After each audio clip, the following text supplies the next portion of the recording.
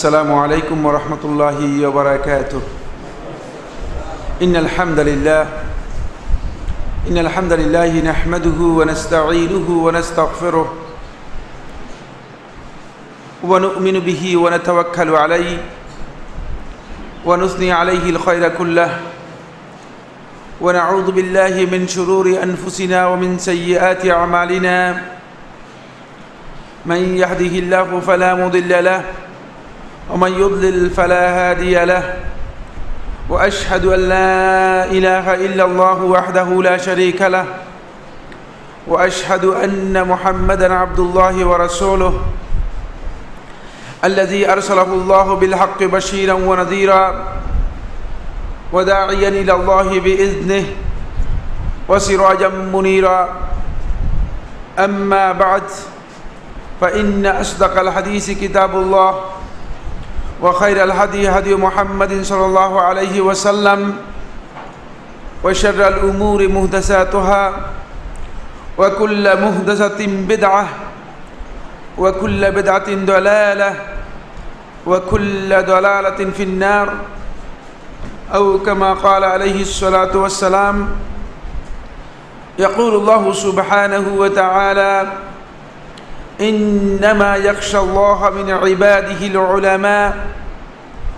يقول عز في علام: قل هل يستوي الذين يعلمون والذين لا يعلمون إنما يتذكر أولو الألباب. يقول عز من قائل: سبحانك لا علم لنا إلا ما علمتنا. عن عبد الله بن عمرو رضي الله تعالى عنهما قال: قال رسول الله صلى الله عليه وسلم: لا يؤمن أحدكم حتى يكون هواه تبعا لما جئت به. أخرجه البيهقي والدارمي وصححه النووي في آخر الأربعين وفي الخلاصة وذكره ابن حجر في الفتح. সম্মানিত আজকের আয়োজনের উপস্থিত দিনী ভাইরা, islamic.com এর সুপ্রিয় পরিচালক, অন্যান্য আয়োজকবৃন্দ, শুরুতে আল্লাহ রাব্বুল আলামিনের শুকরগুজার হচ্ছি যে মহিয়ান রাব্বুল ইজ্জত ওয়াল জালাল যে সময় বেশিরভাগ লোকেই ছুটির পরে অবসর কাটাচ্ছে, এই অবসর সময়ে দ্বীনের জন্য এতটুকু কষ্ট আপনারা করে এখানে এসেছেন। এই জন্য আল্লাহ রাব্বুল আলামিনের শুকরিয়ার পর আপনাদের শুকরিয়া আদায় করছি। আল্লাহ রাব্বুল আলামিন আমাদেরকে, আমরা যে উদ্দেশ্যে এখানে এসেছি সেই উদ্দেশ্যে আল্লাহ রাব্বুল আলামিন আমাদেরকে কবুল ও মঞ্জুর করুন, বলুন আমিন। সম্মানিত উপস্থিতি, অত্যন্ত গুরুত্বপূর্ণ একটি বিষয় নিয়ে আপনাদের সাথে আমি চেষ্টা করব কয়েকটি পয়েন্টে শেয়ার করার জন্য। ইতিমধ্যে কিছু বিষয় আপনাদের দৃষ্টি আকর্ষণ করা হয়েছে, আরও কয়েকটি বিষয় নিয়ে ইনশাআল্লাহ তাআলা আমরা কিছু কথা আলোচনা করব। আসলে ইসলাম হচ্ছে মূলত এমন একটি দিন যে দিনের ভিত্তি হচ্ছে ওয়াহী। ইন আত্তাবিউ ইল্লা মা ইউহা ইলাই। আল্লাহ রাব্বুল আলামিন আমার নবী সাল্লাল্লাহু আলাইহি ওয়াসাল্লামকে জানিয়ে দিচ্ছেন যে আপনি লোকদেরকে বলে দিন, এখানে আমি প্রবৃত্তির অনুসরণ করি না, এখানে আমি ব্যক্তির অনুসরণ করি না, এখানে আমি কোনো পাদ্রীর অনুসরণ করি না, এখানে আমি কোনো প্রবর্তিত ধর্ম মতাদর্শের অনুসরণ করি না, এখানে আমি মানুষের কোনো চিন্তাধারার অনুসরণ করি না। ইন আত্তাবিউ ইল্লা মা ইউহা ইলাই। আমি শুধুমাত্র যা আমার কাছে ওহী করা হয়ে থাকে, যা আমাকে ওহীর মাধ্যমে জানানো হয়ে থাকে, যা আল্লাহ রাব্বুল আলামিন ওহীর মাধ্যমে আমাকে দিয়ে থাকেন, আমি তারই অনুসরণ করে থাকি, এর বাইরে আমার কোনো কিছুই নেই। সুতরাং এই দিন হচ্ছে মূলত ওহীর মাধ্যমে প্রাপ্ত একটি দিন। এখানে কোনো ব্যক্তির কোনো গবেষণার বিষয় নেই, এখানে কোনো ব্যক্তির বক্তব্যকে প্রাধান্য দেওয়া হয় না। এবং মুহাম্মদ রাসূলুল্লাহ সাল্লাল্লাহু আলাইহি ওয়াসাল্লামও তিনি নিজে গবেষণা করে আবিষ্কার করেছেন, বক্তব্য দিয়েছেন, এ ধরনের কোনো বক্তব্য দুনিয়ার কোনো ব্যক্তি দিতে পারবে না।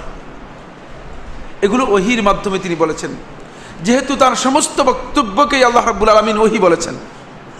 আল্লাহ সুবহানাহু ওয়া তাআলা সূরা আন-নাজমের মধ্যে ইরশাদ করেন, ওয়ামা ইয়ানতিকু আনিল হাওয়া ইন হুয়া ইল্লা ওয়াহয়ুন ইউহা। তিনি তার প্রবৃত্তি থেকে কিছুই বলেন না, তিনি প্রবৃত্তির অনুসরণ করে কোনো বক্তব্য দেন না। ইন হুয়া ইল্লা ওয়াহয়ুন ইউহা, তিনি যা কিছু বলেন, যা তোমাদেরকে নির্দেশনা করেন, যা তোমাদেরকে পালন করতে বলেন, এগুলো সব কিছু হচ্ছে ওয়াহী, ওহীর মাধ্যমে তিনি বলে থাকেন। সম্মানিত উপস্থিতি, সুতরাং ইসলাম মূলত ওহী নির্ভর একটি দিন। ওহীর উপর ভিত্তি করে এই দিন আমাদেরকে আল্লাহ রাসূল সাল্লাল্লাহু আলাইহি ওয়াসাল্লাম আমাদের কাছে রেখে গেছেন। এখানে রাসূলুল্লাহ সাল্লাল্লাহু আলাইহি ওয়াসাল্লাম কাউকে এই দায়িত্ব দিয়ে যান নাই যে এই দিনের মধ্যে কিছু আমি প্রবর্তন করে গেলাম, কিছু আমি তোমাদেরকে শিক্ষা দিয়ে গেলাম, আর বাকিটুকু তোমরা নিজেরাই প্রবর্তন করে নিবে, তোমরা নিজেরাই শিক্ষা করে নিবে। ব্যাপারটি এমন নয়। কোনো আলেম, কোনো ইসলামের জ্ঞানী, কোনো স্কলার, কোনো চিন্তাবিদ, কোনো গবেষক এই অধিকার রাখেন না যে ইসলামের মধ্যে তিনি নূতন করে কোনো কিছু আবিষ্কার করতে পারবেন। এই অধিকারকে সম্পূর্ণরূপে রাসূলুল্লাহ সাল্লাল্লাহু আলাইহি ওয়াসাল্লাম নিষেধ করে গিয়েছেন। বরং রাসূলুল্লাহ সাল্লাল্লাহু আলাইহি ওয়াসাল্লাম স্পষ্ট করে দিয়েছেন এই বিষয়টি যে যদি কেউ এরপরেও, আমি এই বিষয়গুলো স্পষ্ট করে যাওয়ার পরেও যদি কেউ নিজের পক্ষ থেকে এখানে গবেষণা করে, নিজের প্রবৃত্তি তাড়িত হয়ে প্রবৃত্তির উপর ভিত্তি করে যদি কোনো ব্যক্তি এই দ্বীনের মধ্যে নতুন কোনো কিছু আবিষ্কার করে, নতুন কোনো কিছু উদ্ভাবন করে, নতুন কোনো কিছু সেখানে তৈরি করে, সংযোজন করে, ইনক্লুড করে, তাহলে তার স্ট্যাটাস কি হবে দ্বীনের মধ্যে সেটা আমার নবী সাল্লাল্লাহু আলাইহি ওয়াসাল্লাম জানিয়ে দিয়ে গেছেন।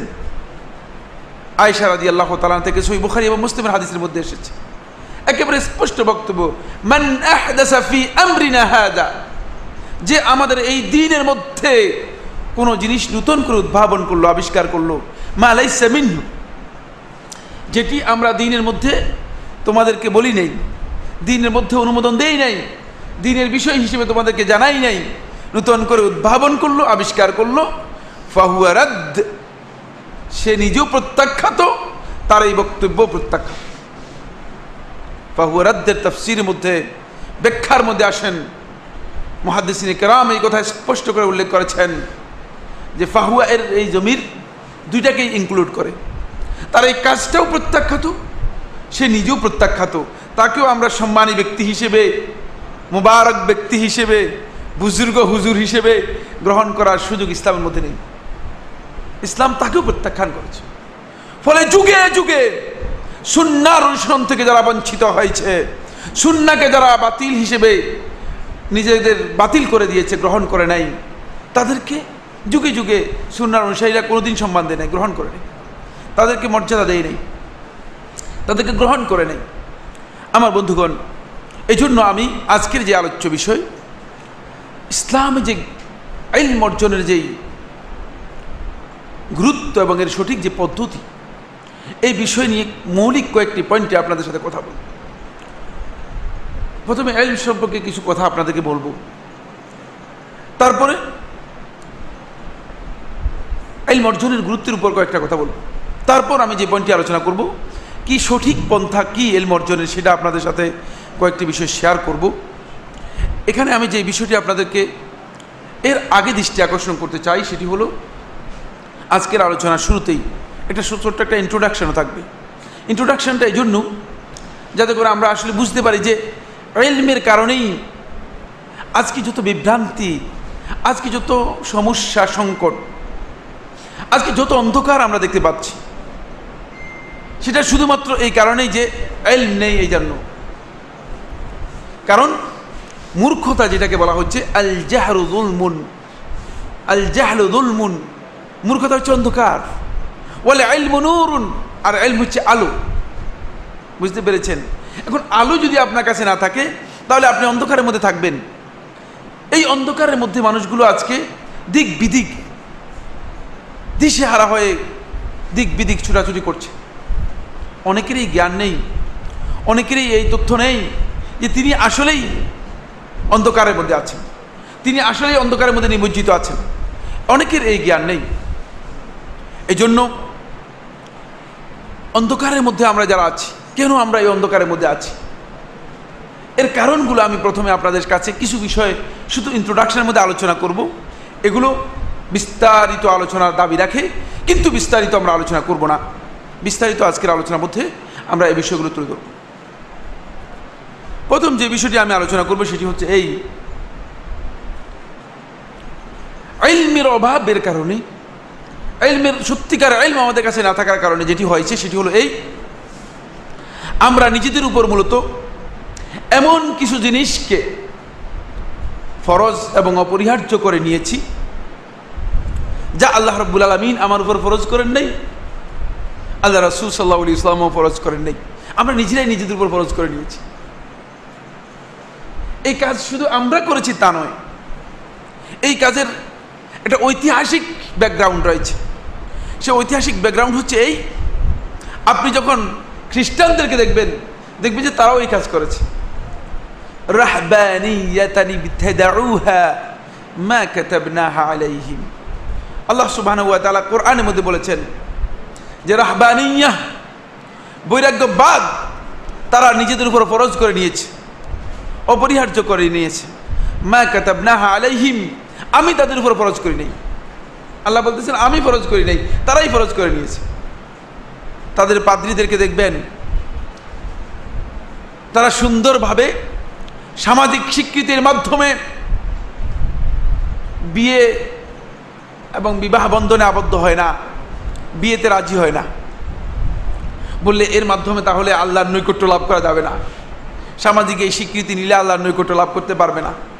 কিন্তু গোপনে গোপনে তারা ব্যভিচার করে, তারা লিভ টুগেদার করে, গার্লস প্যারেন্ট হিসেবে ব্যবহার করে, লোকদেরকে জানায় না, জানালে তাহলে আল্লাহর নৈকট্য লাভ করতে পারবে না। বুঝতে পেরেছেন কিনা? যেহেতু তারা নিজেদের উপর রাহবানিয়তকে, বৈরাগ্যবাদকে ফরজ করে নিয়েছে, আল্লাহ রাব্বুল আলামিন ফরজ করে নেই।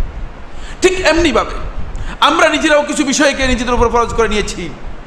আমার বন্ধুগণ, এটি আল্লাহ রাব্বুল আলামিন আমাদের উপর ফরজ করেন নাই, আল্লাহ রাসূল সাল্লাল্লাহু আলাইহি ওয়াসাল্লাম আমাদের উপর ফরজ করেন নাই। আরও আশ্চর্যের বিষয় হচ্ছে, যদি আপনি আমাকে প্রশ্ন করেন যে কোনো ইমাম কি ফরজ করেছে, তা আমি বলবো যে না, কোনো আইম্মাতুল ইজতিহাদ, কোনো ইমাম ওইগুলো ফরজ করেন নাই, সেটা আমরা ফরজ করে নিয়েছি। এক নম্বর, এগুলো এর কারণে আমরা সত্যিকার জ্ঞান অর্জন করতে পারছি না, জ্ঞানের পথে প্রতিবন্ধকতা তৈরি হচ্ছে। বুঝতে পেরেছেন কিনা? এই জন্য এই পয়েন্টগুলো ইন্ট্রোডাকশনের মধ্যে আলোচনা করব, তারপরে আমি মূল কথায় যাব। এক নম্বর যে পয়েন্ট সেটি হলো এই, আমরা নিজেদের উপর তাকলিদকে ফরজ করে নিয়েছি, অন্ধ অনুসরণ। তাকলিদ হচ্ছে অন্ধ অনুসরণ, এটাকে আমরা নিজেদের উপর ফরজ করে নিয়েছি। তাকলিদের পরিচয় কি? আল্লামা শৌকানী রহমতুল্লাহ আলাইহি ইরশাদুল ফুহুলের মধ্যে বলেন, তাকলিদ হচ্ছে হুয়া কাবুলু কাউলিল গায়রি বিলা হুজ্জাহ, কোন ব্যক্তির বক্তব্যকে আপনি গ্রহণ করবেন কোনো দলিল ছাড়া। আমি আপনাকে বলতে চাই বন্ধু, আদৌ কি কোনো ব্যক্তির বক্তব্য দলিল ছাড়া গ্রহণ করার অধিকার ইসলামের মধ্যে আছে? আমার কথা, আমি সাইফুল্লাহর কথা দলিল ছাড়া আপনার গ্রহণ করার আপনাদের কোনো সুযোগ আছে কিনা? দুনিয়ার কোনো মানুষের দলিলবিহীন বক্তব্য গ্রহণ করার সুযোগ নেই, শুধুমাত্র মুহাম্মদ রাসূলুল্লাহ সাল্লাল্লাহু আলাইহি ওয়াসাল্লামের বক্তব্য, যেহেতু তিনি ওহীর মাধ্যমে বক্তব্য দিয়েছেন, তার বক্তব্য দলিল ছাড়া গ্রহণযোগ্য, ঠিক কিনা? এছাড়া দুনিয়ার কোনো ব্যক্তির বক্তব্য দলিলবিহীন গ্রহণ করার কোনো সুযোগ নেই। বুঝতে পেরেছেন কিনা? এই জন্য আমরা এই তাকলিদ নিজেদের উপর ফরজ করে নিয়েছি। এখন আমি আপনাদেরকে প্রশ্ন করব, এই ফরজটা কত সালে করলাম? কত সালে করলো? কারা করলো? আল্লাহ রাব্বুল আলামিন কোরআনের কোথাও এটাকে ফরজ করেন নাই। রাসূলুল্লাহ সাল্লাল্লাহু আলাইহি ওয়াসাল্লাম হাদিসের কোথাও এটাকে ফরজ করেন নাই, কোরআনের কোথাও এর বক্তব্যই আসেনি। এরপরে রাসূল সাল্লাল্লাহু আলাইহি ওয়াসাল্লামের পরে আইম্মাতুল ইজতিহাদ যারা ছিলেন, ইমাম আবু হানিফা রহমতুল্লাহ আলাইহি, ইমাম শাফি রহমতুল্লাহ আলাইহি, ইমাম মালিক রহমতুল্লাহ আলাইহি, ইমাম আহমদ ইবনে হাম্বল রহমতুল্লাহ আলাইহি ফরজ করেন নাই। ইমামগণ এর থেকে সম্পূর্ণরূপে নিজেদেরকে মুক্ত করে নিয়েছেন, তারা এগুলোকে ফরজ করেন নাই। বরং ফরজ তো শুধু করেন নাই যে তা নয়, বরং তারা ইজতিহাদ করতে গিয়ে দেখা গিয়েছে যে ইজতিহাদের মধ্যে যখন তিনি ইজতিহাদ করেছেন, তিনি কোরআন হাদিসের দলিলের বিষয়ে যখন তার কোনো কারণে কনফিউশন তৈরি হয়েছে, তখন তিনি নিজেকে এই কনফিউশন থেকে মুক্ত করার জন্য ইমাম আবু হানিফা রহমতুল্লাহ আলাইহি থেকে রদ্দুল মুহতারের মধ্যে স্পষ্ট করে এসেছে। ইমাম রহমতুল্লাহ আলাইহি বলেছেন, ইজা সহাল হাদিসু ফাহুয়া মাযহাবি, যদি কোনো সহিহ হাদিস পেয়ে যাও আমার এই বক্তব্যের বিপরীতে, তাহলে সেটাই আমার মাযহাব। যেহেতু আমার কাছে সহিহ হাদিস এই বিষয়ে পৌঁছে নাই, সুতরাং আমি সহিহ হাদিস দিতে পারলাম না, স্পষ্ট করে জানিয়ে দিয়েছেন। কারণ তারা যে ইজতিহাদ করেছেন এটি উম্মতকে, মুসলিম উম্মত যাতে করে কোরআন এবং হাদিসকে সহজভাবে অনুসরণ করতে পারে, এই জন্য, অন্য কোনো উদ্দেশ্য নয়। ইজতিহাদ এই জন্য করেন নাই যে মানুষদেরকে বিভ্রান্ত করবেন, ইজতিহাদ এই জন্য করেন নাই যে মানুষদেরকে মুহাম্মদ সাল্লাল্লাহু আলাইহি ওয়াসাল্লামের উম্মতদেরকে নিজের উম্মতে পরিণত করবে। নাউজুবিল্লাহ মিন যালিক, নাউজুবিল্লাহ। কোনো ইমাম এই কাজ করেননি আমার বন্ধুগণ। এই কারণে এটি মূলত কত সালে ফরজ হয়েছে এর উত্তর দুনিয়ার কেউ দিতে পারবে না। কিন্তু আজকে একদল লোক আমাদেরকে বলছেন যে এটা ফরজ, তাকলিদ আমাদের জন্য ফরজ, কিন্তু কত সালে ফরজ হলো এটা কেউ বলতে পারবে না। এরপরে কে ফরজ করলো সেটাও বলতে পারবে না। দুনিয়ার কেউ এই কথা উত্তর দিতে পারবে না। কেন?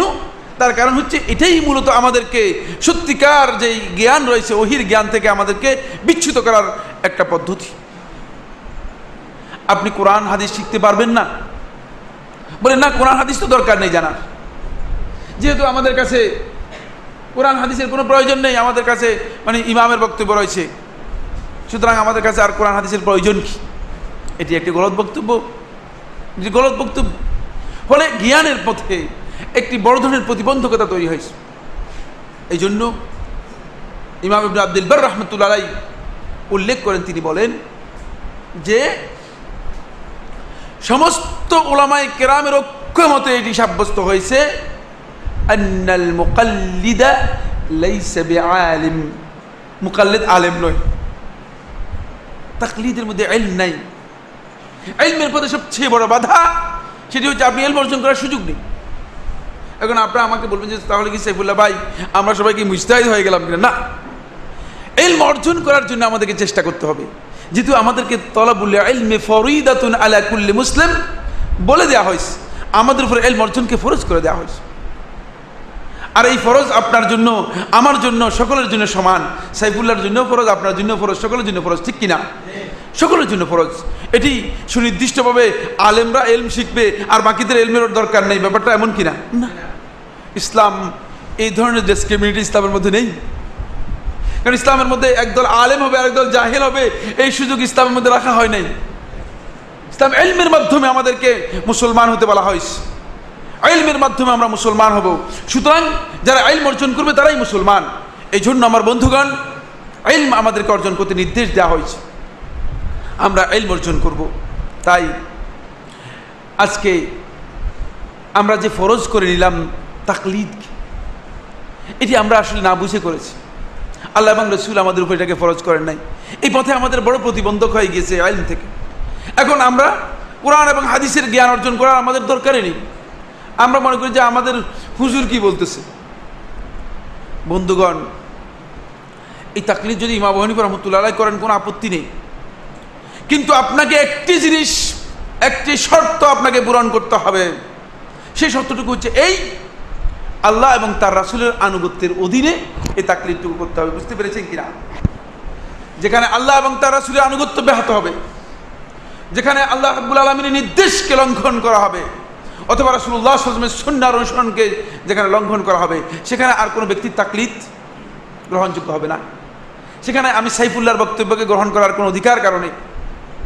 এবার আসেন আরেকটি পয়েন্ট আপনাদের দৃষ্টি আকর্ষণ করব, সেটি হচ্ছে এই তাকলিদ তো আমরা ইমাম আবু হানিফা রাহমাতুল্লাহ আলাইহি থেকে আরম্ভ করে ইমামদের করেছি, কিন্তু শেষ পর্যন্ত হলো কি হয়েছে এমন যে আবু হানিফা রাহমাতুল্লাহ আলাইহি তো কোনো কিতাব লিখে যান নাই,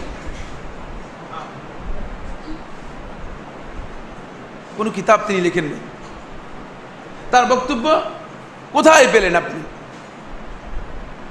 কিছু কিছু বক্তব্য তার ছাত্ররা বর্ণনা করেছেন, ছাত্ররা যে বক্তব্যগুলো তার সংকলন করেছেন সেই বক্তব্যগুলো ছাত্ররা বিরোধিতা করেছেন। ইমাম আবু ইউসুফ বিরোধিতা করেছেন, ইমাম মুহাম্মদুল হাসান রহমতুল্লাহ বিরোধিতা করেছেন। তাহলে এবার আপনি কোনটাকে গ্রহণ করলেন? একটি মাসআলার মধ্যে ইমামগণ বিভিন্ন বক্তব্য দিয়েছেন, সেক্ষেত্রে আপনার ইখতিলাফ রয়েছে, তাহলে আপনি কোনটাকে গ্রহণ করলেন? বুঝতে পেরেছেন কিনা? সেখানে কিছু বিভ্রাট রয়ে গেছে। এটি সাধারণ লোকের জন্য কঠিন বিষয়, এটি আলেমদেরকে বুঝতে হবে। যারা সত্যিকার ইলম অর্জন করেছেন তাদেরকে এই বিষয় সম্পর্কে বুঝতে হবে। আমার বন্ধুগণ, ইতিমধ্যে আমাদের মধ্যে আজকে এই প্রোগ্রামের বিশিষ্ট মেহমান, আমাদের সকালের শ্রদ্ধাভাজন ব্যক্তিত্ব ফজিলাতুল শেখ ডক্টর আবু বকর মোহাম্মদ জাকারিয়া এসে উপস্থিত হয়েছেন, আপনারা দেখতে পাচ্ছেন। এবং আপনাদের আরও সৌভাগ্য যে আমাদের একটা প্রোগ্রাম রয়েছে কক্সবাজারে। তো এই প্রোগ্রামকে কেন্দ্র করে ইতিমধ্যে অল্প কিছুক্ষণের মধ্যে হয়তো ডক্টর মঞ্জুর এলাহি আপনাদের মধ্যে এসে পৌঁছবেন ইনশাআল্লাহ তাআলা।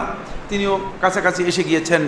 এটা আপনাদের সৌভাগ্যের বিষয় যে এই প্রোগ্রামে আসলে উনিও আসার কথা ছিল না, যেহেতু আমরা একসাথেই যাব কক্সবাজারের উদ্দেশ্যে। এটা আপনাদের একটা সৌভাগ্যের বিষয় ইনশাআল্লাহ।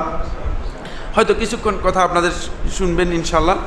আমি আমার আলোচনা দীর্ঘায়িত করব না। আমি শুরু করছিলাম যে কথাটি, সেটি হলো এটা আমরা আসলে আল্লাহ এবং তার রাসূল ফরজ করে নাই, কিছু জিনিস আমরা নিজেদের উপর ফরজ করে নিচ্ছি। এগুলো আমাদের জন্য ইলমের পথে বড় ধরনের প্রতিবন্ধকতা তৈরি করেছে। এক নম্বর হচ্ছে সেটা বললাম যে আল্লাহ এবং তার রাসূল ফরজ করে নাই তাকলিদকে আমরা নিজেরা ফরজ করে নিয়েছি। ইমামরা ফরজ করেন নাই, আমরাই ফরজ করে নিয়েছি। এটা হলো প্রথম পয়েন্ট। দ্বিতীয় নম্বর পয়েন্ট আসেন, আমরা নিজেদের উপর ফরজ করে নিয়েছি, সেটা হলো একটা বিষয় ফরজ করে নিয়েছি, সেটা হলো পীর ধরা, তারপরে মুরিদ হওয়া, ওসিলার নাম দিয়ে এটাকে আমরা নিজেদের উপর ফরজ করে নিয়েছি। আরে পীর ধরতে হবে, এটাকে ফরজ করে নিয়েছি। মুরিদ হতে হবে, এটাকে আমরা ফরজ করে নিয়েছি। ফলে জ্ঞানের পথে আমাদের একটা বড় প্রতিবন্ধকতা তৈরি হয়েছে। কারণ আমরা মনে করেছি যে এই বিশ্বাবের মুরিদ হতে পারলে আমার আর কোনো কিছু দরকার নেই, হুজুর আমাদেরকে যেদিকে নিয়ে যায়। কেউ কেউ আমাদেরকে বলেন যে ইক্তেদাই তুই বিহাজাল ইমাম করে দিয়েছি, যে এই ইমামের ইক্তেদা করে দিয়েছি, সুতরাং ইমাম আমাদেরকে যেদিকে নিয়ে যায় সেদিকে চলে যাবে। আমি বললাম ভাইজান, ইমাম তো জাহান্নামের দিকে দৌড়াচ্ছে, এখন আপনি কি করতেছেন সেটা বলেন। ইমাম তো জান্নাতের দিকে দৌড়াচ্ছে না, ইমামের তাওয়াজ্জুহ তো জাহান্নামের দিকে। এখন আপনি আসলে কি চিন্তা করতেছেন?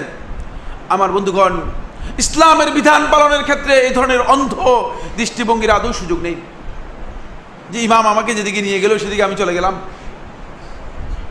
কারণ গন্তব্য আপনাকেই জানতে হবে, এই গন্তব্যের পথ আপনাকেই জানতে হবে, যে পথ হচ্ছে এটি হচ্ছে আমার পথ সম্পর্কে আপনাকে জানতে হবে।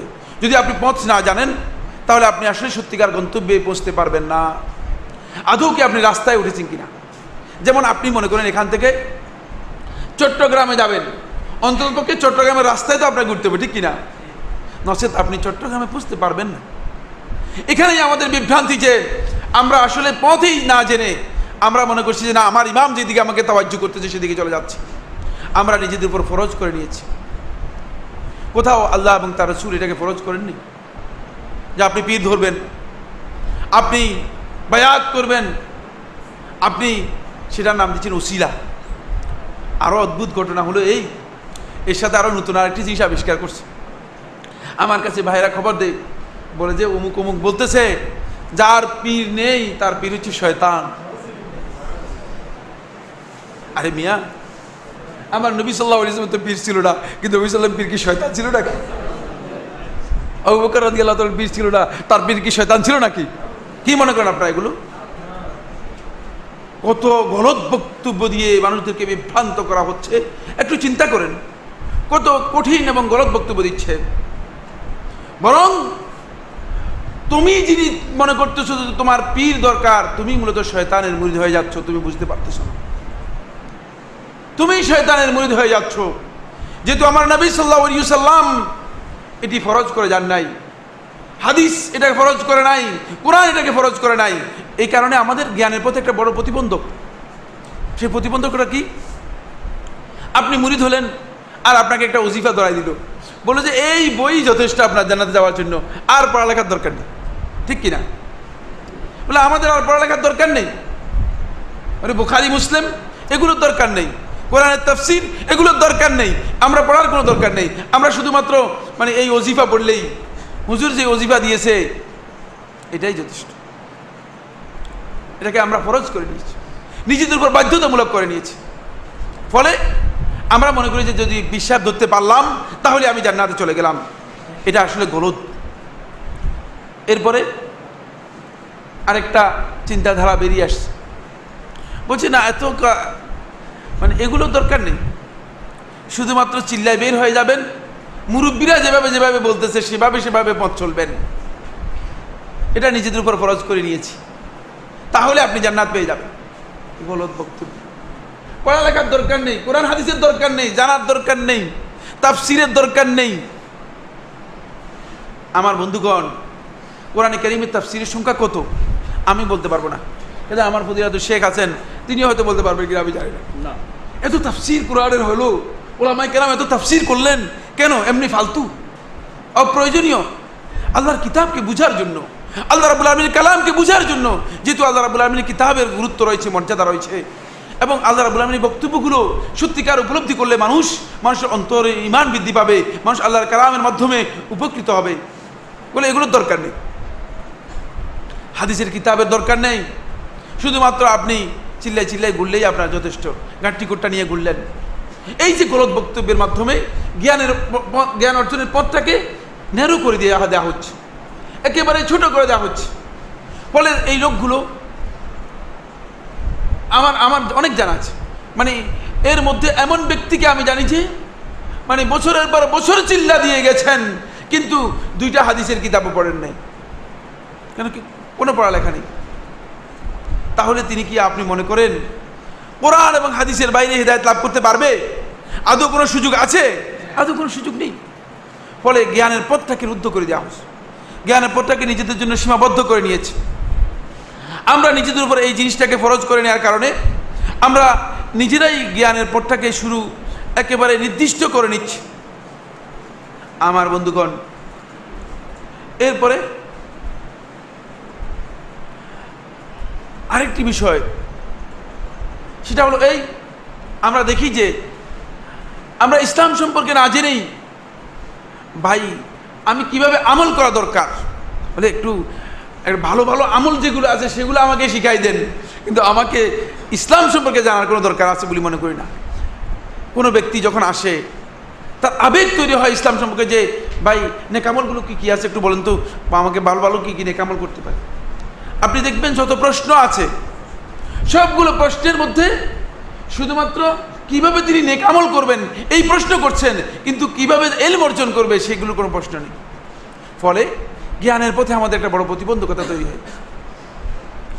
জ্ঞানের পথে এই প্রতিবন্ধকতাগুলো তৈরি হওয়ার কারণে আমরা বড় অন্ধকারের মধ্যে পড়ে গিয়েছি। সে অন্ধকার হচ্ছে এই যে তাওহীদ এবং ইসলামের যে মৌলিক বিষয়গুলো আছে সেগুলোর আমরা এক বিশাল অন্ধকারের মধ্যে আছি। ফলে তাওহীদের ক্ষেত্রে আমাদের অবস্থা হচ্ছে এই, আমার বন্ধুগণ, আমরা একদিকে কবর পূজা করি, আর একদিকে মসজিদে এসে আল্লাহ রাব্বুল আলামিনকে খুশি করার চেষ্টা করতেছি। ঠিক কিনা? কেন? যেহেতু তিনি জ্ঞানের ব্যাপারে অন্ধকারের মধ্যে আছেন, তিনি আদৌ জানেন না যে কবরের মধ্যে সিজদা দিলে তার ঈমান নষ্ট হবে কিনা, কবরে গেলে তার ঈমানের ক্ষতি হবে কিনা, তিনি এটি জানেন না। ফলে তিনি মনে করেন যে না, কবরবাসীকেও সন্তুষ্ট করলেও চলবে, আর মসজিদে আসে আল্লাহকে সন্তুষ্ট করলেও চলবে, যেদিকে যে রাজি হয় আর কি। বুঝতে পেরেছেন কিনা? গলত। ফলে একটা বিশাল অন্ধকারের মধ্যে আছে, যেহেতু জ্ঞানের পথ থেকে তিনি দূরে সরে গিয়েছেন, তিনি অন্ধকারের মধ্যে আছেন। এটা একটা দিক। আবার একটা দিক দেখবেন, বুকের মধ্যে এত বড় একটা তাবিজ ঝুলাই দিয়ে তিনি মনে করতেছেন যে তিনি সবচেয়ে বড় দাঈ আল্লাহ, দাওয়াতি কাজ করতেছেন। কারণ কি? তার কাছে এই জ্ঞান নেই যে আসলে আমার নবী সাল্লাল্লাহু আলাইহি ওয়াসাল্লাম এটাকে পছন্দ করেন নাই। বুঝতে পেরেছেন কিনা? এই জ্ঞানটুকু তার কাছে আসে নাই। মসজিদের মিম্বরে বসে তাবিজ লিখতেছেন, তার কাছে এই জ্ঞানটুকু আসে নাই যে নবী সাল্লাল্লাহু আলাইহি ওয়াসাল্লাম এই সম্পর্কে কি বলেছেন। জ্ঞানের অভাবের কারণে অন্ধকারের মধ্যে আছে, অন্ধকারের মধ্যে আছে। আপনি এটা নিশ্চিত, যারা তাবিজ দেন বা তাবিজ মসজিদ যেগুলো এগুলো পাওয়া যায় মসজিদের ইমাম এবং মুয়াজ্জিনের কাছে, ঠিক কিনা? না বাহিরে অন্য কোনো লোক? ইমাম এবং মুয়াজ্জিনরা আসেন মানুষের বাড়িতে বাড়িতে মসজিদে মসজিদে মিলাদ করতেছে। বুঝলেন? মিলাদ শব্দের শাব্দিক অর্থ হচ্ছে জন্ম। এই বাড়িতে জন্ম, ওই বাড়িতে জন্ম, এগুলো কি করতেছে, কি জন্ম করতেছে? এই লোকের জ্ঞান নেই যে আসলে এই কাজটা করতেছি, যে আমি আসলে কি কাজ করতেছি। বুঝতে পেরেছেন কিনা? মানে এই যে জ্ঞানের পথটাকে রুদ্ধ করে দেওয়ার কারণে যেটা হয়েছে সেটা হলো এই সামাজিকভাবে আমাদের মধ্যে এমন কিছু অন্ধকারাচ্ছন্ন কাজ আমাদের মধ্যে বিস্তার করে আছে, যেগুলো আমাদেরকে একেবারেই ধ্বংস করে দিয়েছে, যেগুলো আমাদেরকে একেবারেই নষ্ট করে দিয়েছে। ফলে ইসলামের এই জ্ঞান থেকে আমরা মাহরুম বা বঞ্চিত হয়ে গিয়েছি। আমার বন্ধুগণ, এরপরে আলোচনা যেহেতু আমরা দীর্ঘায়িত করব না, এরপরে আমি যে পয়েন্টটি আলোচনা করব সেটা হলো এই, ইসলাম আমাদেরকে উদ্বুদ্ধ করেছে জ্ঞান অর্জন করার জন্য। রাসূলুল্লাহ সাল্লাল্লাহু আলাইহি ওয়াসাল্লাম হাদিসের মধ্যে ইরশাদ করেছেন, ইবনে মাজার সহিহ হাদিসের মধ্যে এসেছে, রাসূলুল্লাহ সাল্লাল্লাহু আলাইহি ওয়াসাল্লাম ইরশাদ করেন, তলাবুল ইলমি ফরিদাতুন আলা কুল্লি মুসলিম, প্রত্যেক মুসলিমের উপর ইলম অর্জনকে ফরজ করা হয়েছে। এখানে আমার উপর ফরজ করেছে, আপনার উপর ফরজ করে নাই, এই ধরনের কোনো বক্তব্য আসে নাই। সকলের উপর ইলমকে ফরজ করে দেওয়া হয়েছে। এখন কোন ইলমকে আমাকে ফরজ করা হয়েছে? আগে ইলমটা একটু জেনে নিই, কি জানতে হবে আমাকে। এটা যদি আমি না জানি তাহলে আমি ইলম অর্জন করতে পারবো না, আলেম হতে পারবো না। বুঝতে পেরেছেন? আমার অনেক বন্ধু মনে করেন যে মাদ্রাসা থেকে দাখিল পাশ করলেই মনে হয় আলেম হয়ে যাবে, অথবা মাদ্রাসা থেকে কামিল পাশ করলেই তিনি আলেম হয়ে যাবেন, অথবা আমাদের দেশে কওমি মাদ্রাসা থেকে দাওরা হাদিস পাশ করলে তিনি আলেম হয়ে গেলেন। আর যদি কওমি মাদ্রাসা দাওরা হাদিসের সার্টিফিকেট না থাকে সে আলেম নয়। ভুয়া কথা। আমার নবী সাল্লাল্লাহু আলাইহি ওয়াসাল্লামের কোনো সাহাবী দাওরা হাদিস পাশ করা ছিল না, কোনো মাদ্রাসা থেকে কেউ কামিল পাশ করেন নাই। সাহাবীদের পরবর্তী যুগে একজন তাবিও কোনো মাদ্রাসা থেকে দাওরা হাদিস পাশ করেন নাই। বুঝতে পেরেছেন কিনা? আর এরা কি জাহেল ছিল কিনা? এরা আলেম ছিল না? এদেরকে আলেম বলবেন না আপনারা? তাহলে বুঝা গেল যে এটা গলত বক্তব্য। ইলমের সংজ্ঞার মধ্যে বিভ্রান্তি তৈরি হয়েছে। ইলমকে আমরা নির্ধারণ করে নিয়েছি মাদ্রাসা থেকে পাশ করলেই সে আলেম হবে। কিন্তু বন্ধুগণ, কামিল পাশ করার পরে, দাওরা হাদিস পাশ করার পরে যদি আমার আল্লাহ রাব্বুল আলামিনকে চিনতে না পারে, সে কোনোদিন আলেম নয়। কি মনে করেন আলেম হবে? কামিল পাশ করে মাদ্রাসা থেকে বের হয়ে আসছে, জিজ্ঞেস করলাম, ভাইজান আল্লাহ তাআলা কোথায় আছেন? আল্লাহ সর্বত্র বিরাজমান। আরে বাবা, আল্লাহ সর্বত্র বিরাজমান, আপনি আল্লাহকেই তো চিনলেন না। এই লোককে আলেম বলার সুযোগ ইসলামের মধ্যে নেই। আলেমের সার্টিফিকেট আছে, একথা বলতে পারেন। আমি তাকে ছোট করতে চাই না, তার কাছে সার্টিফিকেট আছে, কিন্তু তার কাছে সে আলেম নয়। এই জন্য আলেমের পরিচয়, আমাদেরকে ইলমের পরিচয় জানতে হবে। ইলমের পরিচয় হলে তাহলে আপনি আলেম নির্ধারণ করতে পারবেন। তারপরে ইলম অর্জনের পদ্ধতি সম্পর্কে একটি কথা বলবো ইনশাআল্লাহ, এরপরে আমি মাইক ছেড়ে দিব, আমাদের মেহমান আলোচনা করবেন। আমি বলতেছিলাম ইলমের সংজ্ঞা দিয়েছেন শেখুল ইসলাম মুহাম্মদ ইবনে আব্দুল ওয়াহাব রাহমাতুল্লাহ আলাইহি, উসুল সালাসার মধ্যে দিয়েছেন, তার অনেকগুলো কিতাবের মধ্যে তিনি এ বিষয়ে সংজ্ঞা দিয়েছেন, গুরুত্বপূর্ণ কথা বলেছেন। ইলমের এই পরিচয় যদি সত্যিকারভাবে আমরা জানতে না পারি, তাহলে আমরা ইলম কে আলেম কে আলেম নয় সেটা বুঝতে পারবো না। তিনি বলেন, আল ইলমু, ইলম হচ্ছে হুয়া মারিফাতুল আবদি রাব্বাহু, বান্দা তার রব সম্পর্কে জানবে, রবের পরিচয় জানবে। কোন বান্দা যদি তার রবের পরিচয় না জানতে পারে, রব সম্পর্কে জানতে না পারে, তাহলে সে আলেম নয়। সে যত বড়ই সার্টিফিকেট দাঁড়িয়ে হোক না কেন, আমার মতো মনে করেন অনেকগুলো সার্টিফিকেট আছে এমন হলেও কিন্তু তাকে আলেম বলার সুযোগ নেই। বুঝতে পেরেছেন কিনা? মারিফাতুল আবদি রাব্বাহু। আমার বন্ধুগণ, আল্লাহ রাব্বুল আলামিনের পরিচয় জানতে হলে আল্লাহ রাব্বুল আলামিন তার পরিচয় যেখানে যেভাবে দিয়েছেন সেখান থেকে সেটা জানতে হবে। এরপরে মারিফাতুল আবদি রাব্বাহু, এটা হলো প্রথম পয়েন্ট। এরপরে রাসূলাহু, তার রাসূল সম্পর্কে জানতে হবে। আমরা রাসূলের পরিচয় জানি না, বিশাল বিভ্রাট রয়েছে। কেউ কেউ বলতেছে যে রাসূল হচ্ছে মূলত আল্লাহর নূরের তৈরি, আর রাসূলের নূরে আল্লাহর দুনিয়া সবকিছু তৈরি করেছে, ঠিক কিনা? তাহলে প্রকারান্তরে রাসূলও আল্লাহ আর দুনিয়ার সবকিছুও কি আল্লাহ, ঠিক কিনা? আপনারা কি ব্যাপারটা বুঝতে পেরেছেন না বুঝতে পারেন নাই? না বুঝে আন্দাজে আমার সাথে বলতেছেন। কারণ রাসূল যদি আল্লাহর নূরে তৈরি হয় তাহলে রাসূল আল্লাহর অংশ, বুঝতে পেরেছেন? আর রাসূলের নূরে যদি দুনিয়ার সবকিছু তৈরি হয় তাহলে রাসূলের অংশ হচ্ছে দুনিয়াটা, তাহলে রাসূলও আল্লাহর অংশ, দুনিয়াটাও আল্লাহর অংশ, পুরা পৃথিবীটাই হচ্ছে মূলত আল্লাহর অংশ, ঠিক কিনা? নাউযুবিল্লাহি মিন যালিক। আল্লাহকেও চিনতে পারলাম না, রাসূলকেও চিনতে পারলাম না। আবার আরেক দল বলতেছেন না, রাসূল আল্লাহর নূরের তৈরি, তাহলে রাসূল কি আল্লাহর অংশ কিনা? এই বক্তব্য থেকে রাসূল আল্লাহর অংশ, তো রাসূলের পরিচয় তো লাভ করতে পারলাম না। মারিফাতুল আবদি রাসূলাহু, বান্দা তার রাসূল সম্পর্কে সত্যিকার জ্ঞান নেবে। রাসূল তার পরিচয় কোরআনের মধ্যে বলেছেন, হাদিসের মধ্যে বলেছেন, সেই পরিচয়গুলো জানতে হবে। 3 নম্বর পয়েন্ট, ওয়া দীনাহু, তার দ্বীন সম্পর্কে জানতে হবে, ইসলামের বিধানগুলো সম্পর্কে জানতে হবে। এই 3টি পয়েন্ট সম্পর্কে যে ব্যক্তি সত্যিকারভাবে জানতে পারবে তিনি হচ্ছেন সত্যিকার আলেম। এরপরে এই 3টি পয়েন্ট সম্পর্কে জানবেন কিভাবে, পদ্ধতি কি? এই পদ্ধতিটা তিনি খুব এক কথায় উল্লেখ করে দিয়েছেন যে কোন বান্দা তার আল্লাহ সম্পর্কে জানবে, রাসূল সম্পর্কে জানবে, দ্বীন সম্পর্কে জানবে কিভাবে? বিল আদিল্লাহ, দলিলের মাধ্যমে, আন্দাজে নয়, অনুমানে নয়, ধারণার মাধ্যমে নয়, কোন পীর সাহেবের বক্তব্যের মাধ্যমে নয়, কোন ওলি কুতুবের স্বপ্নের মাধ্যমে নয়, কোন কারামতের মাধ্যমে নয়। বুঝতে পেরেছেন কিনা? কিভাবে জানবে? বিল আদিল্লাহ, দলিলের মাধ্যমে। দলিলের মাধ্যমে জানবে। মারিফাতুল আবদি রাব্বাহু ওয়া রাসূলাহু ওয়া দীনাহু বিল আদিল্লাহ, দলিলের মাধ্যমে। আমার বন্ধুগণ, এই বক্তব্যের মাধ্যমে স্পষ্ট করে দিচ্ছেন যে শুধুমাত্র কোনো ব্যক্তি যদি আন্দাজ, অনুমান এবং তাকলিদের মাধ্যমে তিনি দ্বীন পালন করতে যান তাহলে তিনি সত্যিকার দ্বীনের যে জ্ঞান অর্জন করার কথা সেই জ্ঞান অর্জন করতে পারবেন না, ব্যর্থ হয়ে যাবেন, সেখানে বড় ধরনের প্রতিবন্ধকতা তৈরি হবে। এই জন্য দলিলের মাধ্যমে আমাদেরকে, কোরআন এবং হাদিসের মাধ্যমে আমাদেরকে কি করতে হবে? ইলম অর্জন করতে হবে। এটাকে বলা হয়েছে ইলম। এই ইলম যদি কোনো ব্যক্তির কাছে থাকে, সেই ব্যক্তির কাছে যদি বাংলাদেশের কোনো সার্টিফিকেটও না থাকে তাহলে সে আলেম কিনা? অবশ্যই আলেম। আমাকে বারবার লোকেরা প্রশ্ন করে বলে যে সাইফুল্লাহ ভাই, ডক্টর জাকির নায়েক সম্পর্কে কি বলে? এই সম্পর্কে আমাদের দেশে কিছু সংখ্যক আলেম, এই আলেমদেরকে আমি তাদের পক্ষ থেকে আমি এতেজার করতেছি, এক্সকিউজ করতেছি। এই জন্য আসলে জ্ঞানের বুঝতে পারাই হয়তো বিষয়টি সম্পর্কে। তাকে কেউ বলতেছে ইহুদি, কেউ বলছে ইহুদির দালাল। আরে বাবা, কোরআন এবং হাদিস থেকে ইহুদি দলিল দিতে দুনিয়ার কোনো মানুষ শুনছে কিনা?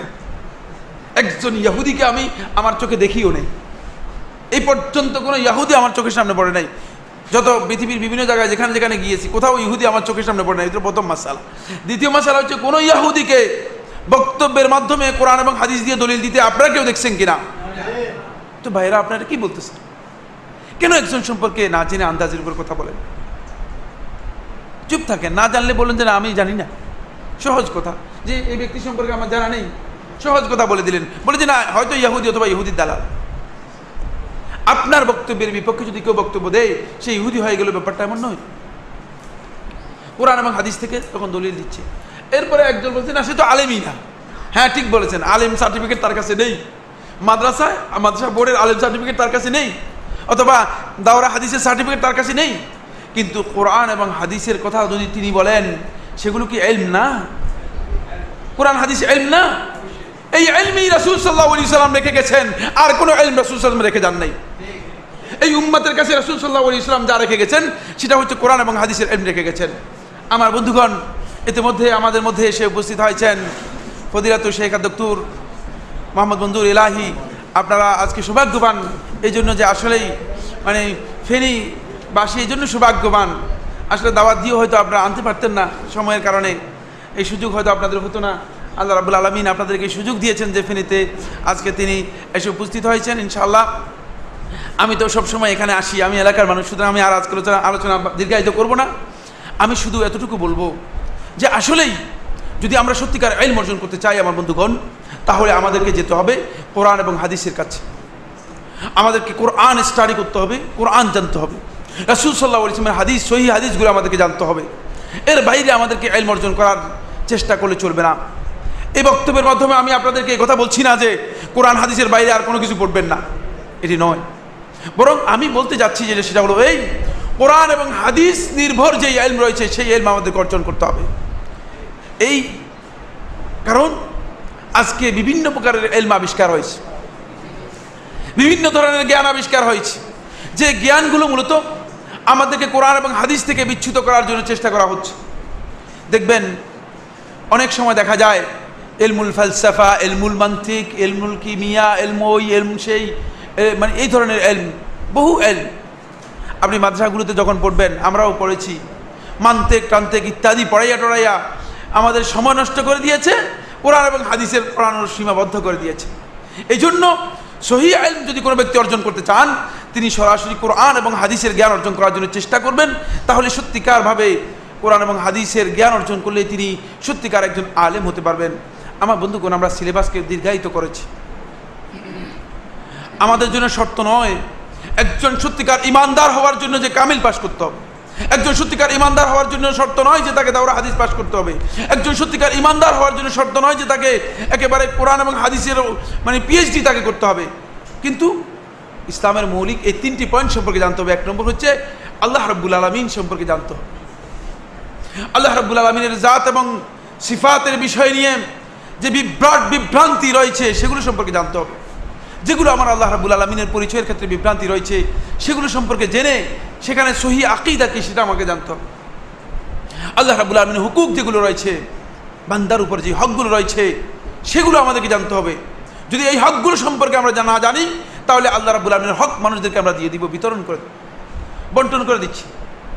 কেউ আল্লাহর হক সিজদাকে দুনিয়ার মানুষের জন্য বন্টন করে দিচ্ছি, কেউ আল্লাহ রাব্বুল আলামিনের হক জবে করাকে সেটাকে মানুষের জন্য করছি, কেউ আল্লাহ রাব্বুল আলামিনের হক যেগুলো খাসাইস বৈশিষ্ট্য ইলমুল গায়বকে দুনিয়ার মানুষের মধ্যে বন্টন করে দিচ্ছি, ইত্যাদি ইত্যাদি। এগুলো আমরা করতাম না যদি সত্যিকারভাবে আল্লাহ রাব্বুল আলামিনের হক সম্পর্কে আমাদের জ্ঞান থাকতো। এটা হলো প্রথম বিষয়। দ্বিতীয় নম্বর বিষয় হচ্ছে রাসূল সাল্লাল্লাহু আলাইহি ওয়াসাল্লামের হক। রাসূল সাল্লাল্লাহু আলাইহি ওয়াসাল্লামের হক সম্পর্কেও জানি না, রাসূল সাল্লাল্লাহু আলাইহি ওয়াসাল্লামের পরিচয় জানি না। কেউ কেউ গুলু সীমালঙ্ঘন করতে করতে এক পর্যায়ে বলতেছি যে রাসূলকে যত উপরে উঠাতে পারি। এক ভাই আমাকে বললেন যে আপনি তো সারাদিন মানে আপনার চিন্তা হচ্ছে রাসূলকে ছোট করা, আর আমার চিন্তা হচ্ছে রাসূলকে বড় করা। তাহলে আপনি বলেন, আমার চিন্তা হচ্ছে রাসূলকে বড় করা আর আপনার চিন্তা হচ্ছে রাসূলকে ছোট করা, তাহলে আপনি বলেন আমি ভালো না আপনি ভালো? আপনি বলেন তো কোনটা শুদ্ধ? হ্যাঁ, কোনটা শুদ্ধ? এই তো এখানেই জ্ঞানের অভাব রয়েছে, দেখছেন? এই জন্য বললাম কোনটাই শুদ্ধ নয়। রাসূলকে বড় করে আপনি আল্লাহ বানানোর জন্য চেষ্টা করতেছেন, গলত। বুঝতে পেরেছেন কিনা? রাসূলকে আল্লাহ রাব্বুল আলামিনের সিফাত গুণাবলী যা আছে সব দেওয়ার জন্য চেষ্টা করতেছেন, রাসূলকে বড় করলেন কিনা? নাউযুবিল্লাহি মিন যালিক। আর আল্লাহ রাসূল সাল্লাল্লাহু আলাইহি ওয়াসাল্লাম ছোট করবেন কেন? কে আপনাকে বলেছে? আল্লাহ রাসূল সাল্লাল্লাহু আলাইহি ওয়াসাল্লাম যেভাবে তার পরিচয় আল্লাহ রাব্বুল আলামিন কোরআনের মধ্যে দিয়েছে ঠিক সেভাবেই তার পরিচয় দিতে হবে। এই জন্য রাসূল সাল্লাল্লাহু আলাইহি ওয়াসাল্লাম নিজেই সহিহ বুখারী হাদিসের মধ্যে জানিয়ে দিয়েছেন, ওয়ালা লা তুরুনি কামা আতাত নাসারা ঈসা ইবনে মারইয়াম। ঈসা ইবনে মারইয়ামের ব্যাপারে যেভাবে খ্রিস্টানরা বাড়াবাড়ি করেছে, তোমরা আমার ব্যাপারে এভাবে বাড়াবাড়ি করো না। ইন্নামা আনা আবদ, আমি হচ্ছি বান্দা। ফাকুলু আব্দুল্লাহি ওয়া রাসূলুহু, সুতরাং তোমরা বলো আব্দুল্লাহ, আল্লাহর বান্দা এবং আল্লাহর রাসূল। রাসূল সাল্লাল্লাহু আলাইহি ওয়াসাল্লামের পরিচয় দেওয়া আছে। রাসূল সাল্লাল্লাহু আলাইহি ওয়াসাল্লামের হক সম্পর্কে আমাদেরকে আল্লাহ রাব্বুল আলামিন স্পষ্ট করে দিয়েছেন এবং আল্লাহ রাসূল সাল্লাল্লাহু আলাইহি ওয়াসাল্লামের সাহাবীরা ওইটা তার হক আদায় করেছেন। শুধু আদায় করেছেন তা নয়, এমনভাবে আদায় করেছেন যে আল্লাহ রাসূল সাল্লাল্লাহু আলাইহি ওয়াসাল্লামের সাহাবীরা তার হক রাসূল সাল্লাল্লাহু আলাইহি ওয়াসাল্লাম তাদের ব্যাপারে সাক্ষ্য দিয়ে গেছেন, ঠিক কিনা? সুতরাং এখানে আপনি আর বাড়ানোর কোনো সুযোগ নেই আর কমানোরও সুযোগ নেই। সুতরাং দুইটা কাজই গলত। বুঝতে পেরেছেন কিনা? এরপরে আসুন, ইসলাম সম্পর্কে জানবেন, ইসলামের জ্ঞান নেবেন, কিন্তু সেখানে আপনার ইসলামের বিধান সম্পর্কে বলবেন, সেখানে আপনার কোনো দলিল নেই, কোরআন এবং হাদিস নেই। এমনি বলতেছেন ভাই এটা কোথা থেকে বললেন? বলে যে এগুলো আমরা বলে আসতেছি, করে আসতেছি, বাপ দাদার দোহাই দিয়ে যে আমরা এভাবে সারা জিন্দেগি করে আসতেছি, এখন আপনি কি বলতেছেন? বলে আপনারা মিছিল করে বন্ধ করেন না কেন? একজন আমাকে বললো যে স্যার, বললে ভাই মিছিল করে বন্ধ করেন না। আমি ভাই মিছিল করার বিষয়টি কোত্থেকে নিয়ে আসলেন আবার, এর মধ্যে মিছিল যোগ করলেন কেন? জ্ঞানই তো নেই। এগুলো বন্ধ করার জন্য লোকদেরকে যে জ্ঞান দেওয়া দরকার, সেই জ্ঞান লোকদের মধ্যে আছে কিনা? সেই জ্ঞানই তো লোকদের মধ্যে নেই। এই জন্য আমাদেরকে ইসলামের জ্ঞান অর্জন করতে হবে।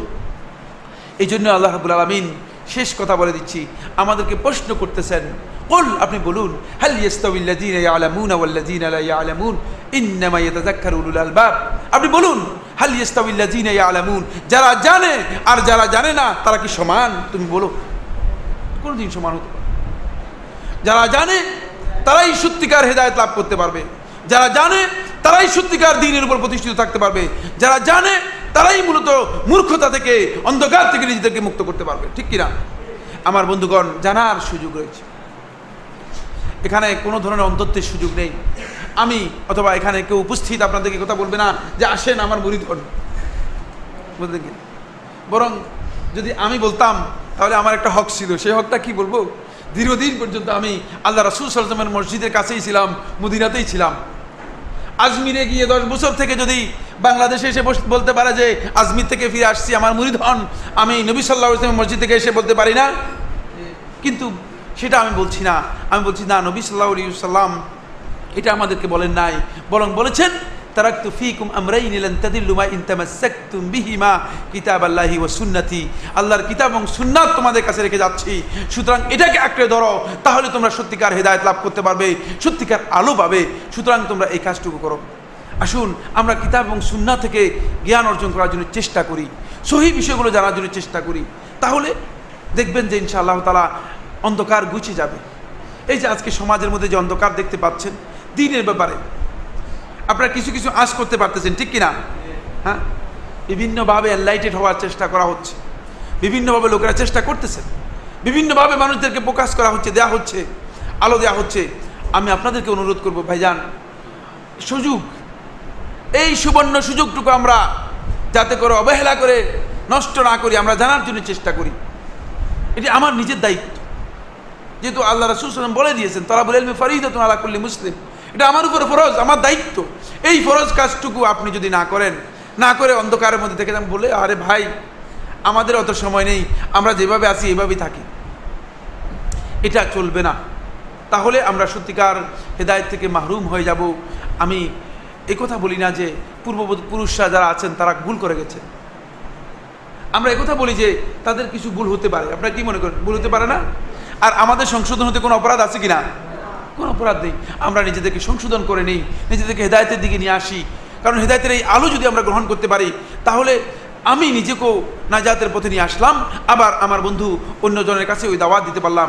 আমার বন্ধুগণ, আমাদের সবাইকে এখানে দাঈ ইলাল্লাহের কাজ করতে হবে, দাওয়াতের কাজ করতে হবে। আর দাওয়াতের কাজ আদৌ সম্ভব নয় কোরআন এবং হাদিসের জ্ঞান অর্জন না করে। তাই কোরআন এবং হাদিসের জ্ঞান অর্জন করে আপনাকে কী করতে হবে? দাওয়াতের কাজ করতে হবে। আপনি যদি আলো থাকে তাহলে আলো দিতে পারবেন। একটা চেরাগ নিয়ে গেলেন কিন্তু আলো নেই, তাহলে আদৌ কি আলোকিত হতে পারবেন? আপনি নিজেও আলোকিত হতে পারবেন না, আর অন্যকেও আলোকিত করতে পারবেন না। আমার বক্তব্য আর আজকে বাড়াতে চাই না। আজকে মেহমানরা ইনশাআল্লাহ তারা বিস্তারিত আরও আলোচনা করবেন। আমি আপনাদেরকে ধন্যবাদ জানাচ্ছি যে আসলে ঈদের পরে যেখানে মানুষ রেস্ট থাকে অথবা আত্মীয় স্বজনদের সাথে দেখা সাক্ষাৎ করে, এই মূল্যবান সময়টুকু আপনারা দিয়েছেন এবং আপনারা এখানে অংশগ্রহণ করেছেন। আল্লাহ রাব্বুল আলামিন আপনাদের সবাইকে কবুল মঞ্জুর করুন। আল্লাহ সুবহানাহু ওয়া তাআলা আমাদের সবাইকে দ্বীনের জ্ঞান সঠিকভাবে অর্জন করার তৌফিক দান করুন। হাযা ওয়া সাল্লাল্লাহু আলা নবিয়িনা মুহাম্মদ ওয়া আলা আলিহি ওয়া আসহাবিহি ওয়া সাল্লাম।